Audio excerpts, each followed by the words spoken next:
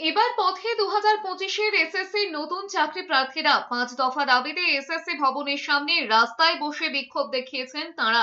7 এবং 14 September SSC নবম, দশম এবং একাদশ দ্বাদশের পরীক্ষা শেষ হয়েছে। বিক্ষোভকারীদের অভিযোগ, যোগ্য শিক্ষকদের অতিরিক্ত 10 নম্বর দেওয়া যাবে না। যদি দিতেই হয় তবে ইন্টারভিউয়ের পর দিতে হবে। তাদের দাবি, 10 বছর পর নিয়োগের পরীক্ষা হচ্ছে, তারপরেও যদি এভাবে অতিরিক্ত নম্বর দিয়ে দেওয়া হয় তাতে অসমতা তৈরি করা হচ্ছে, তারা পিছিয়ে পড়বেন। একই সঙ্গে 1 লাখ শূন্য পদে নিয়োগের দাবিও জানিয়েছেন তারা। তাদের দাবি, দ্রুত রেজাল্ট বার করে নিয়োগ করতে হবে।